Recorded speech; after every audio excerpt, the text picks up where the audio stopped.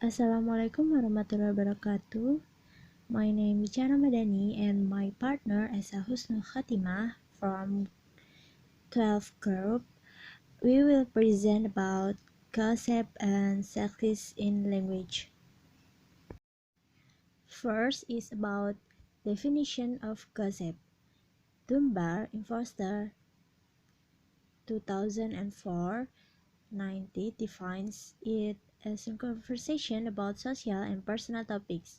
Gossip has been defined as a form of sociable interaction which depends upon the strategic management of information through the creation of others as moral characters in talk. Yarkovich, 1977, 192.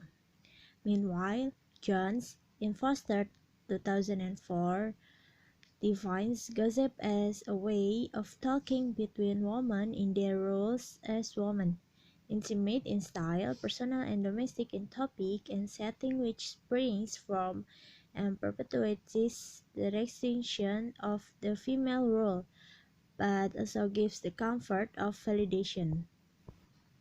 Next is about structure of gossip language. First is identification of target, then evaluation of target, and here divided to 5 part become explanation, support, expansion, exaggerated effect, and challenge. And in explanation, divide by 2 parts. There are summary and expansion. The choice of a target and the evaluation of the target are two critical factors that distinguish setter. Unlike other forms of evaluative discussion such as insulting, ridiculing, and teasing, gossip does not include the target of the criticism. Before an evaluation can be performed, the target must first be identified. It was discovered that after identification and evaluation, a number of acts. Then, here are the characteristics of gossip. As a unique social network, there are some characteristics of gossip. Zogu 2009 16. First, the conversation takes place in private. Gossip is usually a private conversation with a conspiratorial tone that happens between two or more people. Second, gossip often thrives on secrecy and ignorance. Third, the people talking are transmitting information as though it was fake, but they have not confirmed the information as factual. Fourth, the people gossiping compare themselves in some way to the person being gossiped about, usually considering themselves to be superior to the subject. And the last is those who gossip naturally feel a momentary sense of guilt when they see the person they gossip against. Here are the types, the speech features, and the function of gossips. Type of gossip. Gossip is a type of conversation stereotypically associated with women. Jones in Talbot 1910 finds that there are 4 types of gossip. Those types are house talk, scandal, bitching, and chatting. First is about house talk. Its distinguishing function is the exchange of information and resources connect with the female role as an occupation. The word of occupation means the position that a woman has in a situation, organization, society, or relationship. It also functions in meeting emotional needs for support and recognition. Second is scandal.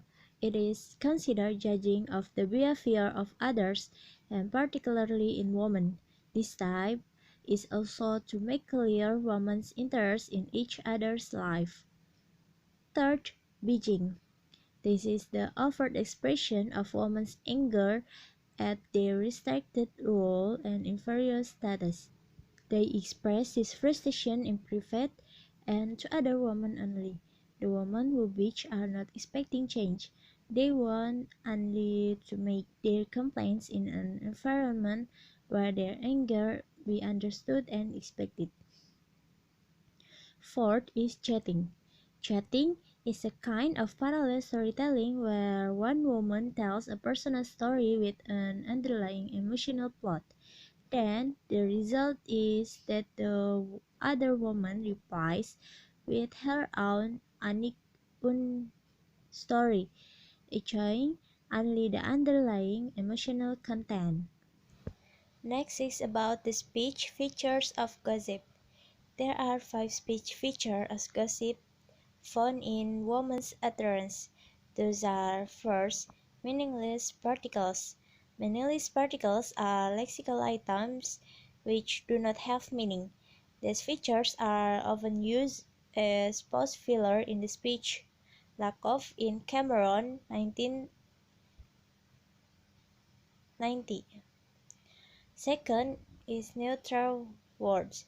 Neutral words here deal with the words which are possibly used by women, although those are usually spoken by men. The similar sort of disparities exist elsewhere in the vocabulary. Lakoff in Cameron, 1990. Third, tag question. Lakoff gives a definition of tag question states in Cameron's book as follows: a tag, in its usage as well as its synthetic shapes in English, is midway between an outright statement and a yes-no question. It is less assertive than the former but more confident than the latter. It is polite to leave a question open, not impose your mind or views or claims on anyone else. 1990. Fourth, requisite information. Requisite information is a peculiar sentence intonation pattern which has the form of a declarative answer to a question and is used as such but has the rising inflection typical of yes-no question, as well as being especially hesitant. Lack of in Cameron 1990. The speaker is the only one who has the requisite information when someone the listener was seeking confirmation. The last is request. A request may be in the same sense a polite command, in that it does not overtly require obedience, but rather suggests something be done as a favor to the speaker. Lakoff in Cameron 1990. In request form, the speaker tries to make the listener do something in polite way. The example is as follows. First, will you please close the door? Second, could you please give me his address? Now is about function of gossip. Some of the functions are as follows. First, to provide information. As a mechanism of information exchange, gossip is frequently described as an efficient and at times exclusive means of gathering or disseminating information. Second, to give entertainment. Gossip as entertainment can be readily inferred by observing conversationally spacing the time gossiping. Third, to enhance friendship. According to Forster's theory, 2004, gossip is strongly related to friendship as it has an important role in building and enhancing relationships through a friendship or intimacy function. Fourth, to influence others as a means of quarreling or expelling the wayward and eccentric. Gossip is acknowledged to be an efficient social mechanism. Fifth, to make social comparison. Social comparisons can be used to increase positive self-evaluation. The example of gossip function as to make social comparison is presented below. Laurel. This one missed her cue at the clue show because she was throwing up a pear she was in Ferrar's Focus spread. Eleanor. I don't use Ferrar's models. None of these are right. Laurel and Eleanor compare the well-known models to get the one who will represent the brand of Eleanor Waldorf. She starts with the model in the clue show and Foggy. However, she does not like the model. She feels that none of them are right. By making comparison of the models, Eleanor and Laurel want to evaluate whether those are right or not. The result is that none of the models are right. Okay, for the next material will be delivered by my partner, Esa Husnul Khotimah. Esa, time is yours. Okay, my name is Esa Husnul Khotimah. So now I will continue the presentation. Now I'm going to talk about sexist in language. The first definition of sex. According to Wardock, sex refers to biological category which is usually fixed before birth. Sex essentially recognizes the biology of masculinity and femininity is sex. That is from sexist language represents women and men unequally, as if members of one sex were somehow less completely human and less complex and had fewer rights than members of the other sex. Next, definition of gender bias. The term gender bias is most often used in relation to discrimination against women, but men can be discriminated against as well. Gender bias is harmful to men and women because stereotypes are not always true and having a false view or either gender is not fair. Bordeaux claims that sexist language also presents stereotypes of women and men, sometimes to the advantage of men, but more often to the disadvantage of women. For example of gender stereotypes are the first, personality traits. Women are often expected to be passive and submissive, while men are usually expected to be self-confident and aggressive. Second, domestic behaviors. Caring for children is often considered best done by women, while household repairs are often considered best done by men. The third, occupation. Until very recently, most nurses and secretaries were usually women, and most doctors and construction workers were usually men. And the last, physical appearance. Women are expected to be small and graceful, while men are expected to be tall and broad-shouldered. He assumed that from this term that is sexist, men still hold more high status than women in the occupation field in this society, especially in political fields, because still more male politicians, professors, surgeons, company directors, and male judges. It makes women be inferior sex. Okay, next, definition of sexist language.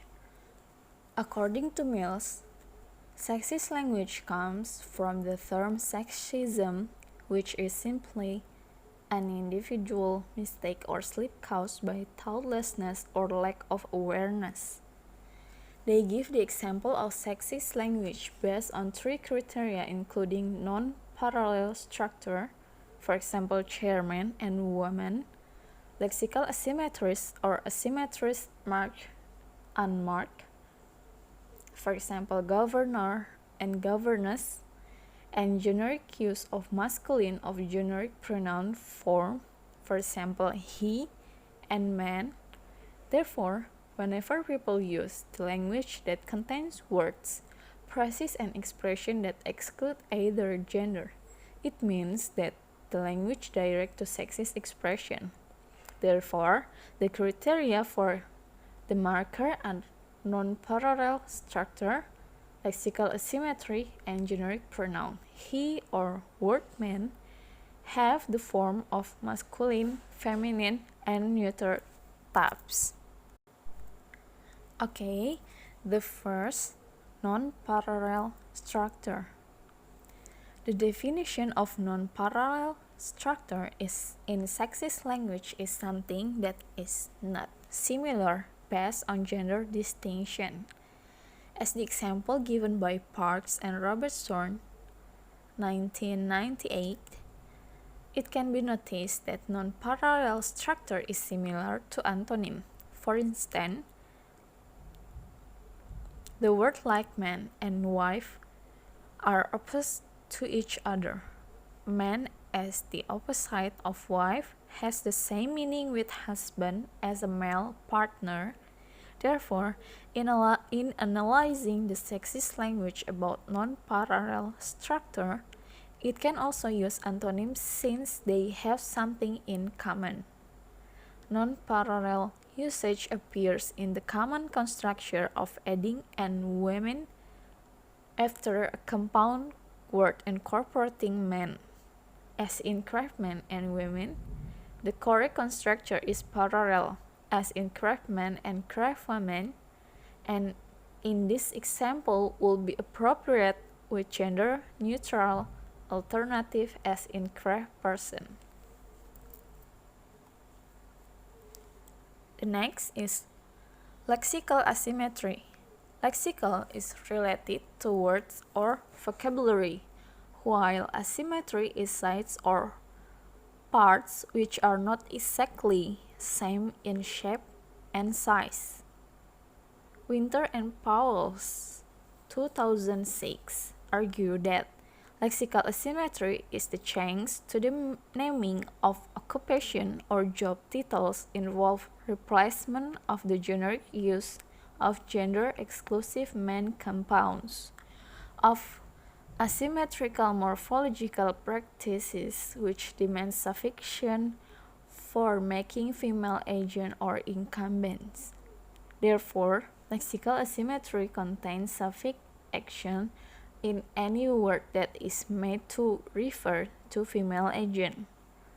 Lexical asymmetry talks about suffixion, which relates to morphological process, a process as changing the shape of an existing word by adding a prefix and suffix morpheme to an existing root morpheme.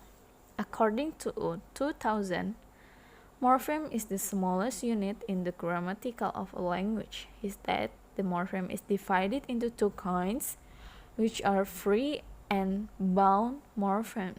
Free morpheme means that morpheme that occurs freely by itself, while bound morpheme is morpheme that only occurs as affixes. Okay, the next is generic pronoun or word. The first is generic pronoun. Mills 2008 says that sexist language is a term used to denote a wide range of very different elements, from the use of such items as generic pronouns such as he, when used to refer to both males and females. She also adds that the generic pronoun is when he, him, and himself is used to refer to both men and women. Therefore, it doesn't mean only the subject pronoun he that can be categorized as the generic he, but also possessive and reflexive pronoun. Moreover, Mills give an example of the use of generic he in the sentence when the student has finished his exam. He should hand in his paper to the invigilator, which this usage of generic he is considered confusing because it's unclear whether it refers to male only or for both male and female. She says that sentences using the generic pronoun have additional effect of affirming that markedness of female reference on another occasion male is the form while female is the marked form. The second is generic word. Sunderland 2006 also states about giving an alternative item to replace a generic form word to avoid the use of sexist language. She added that singular they has now increasingly accepted in formal usage. For example, the sentence everyone should bring their deposit on Monday has the singular they. The word everyone is directing to each one or a person only without saying about it directs to he or she.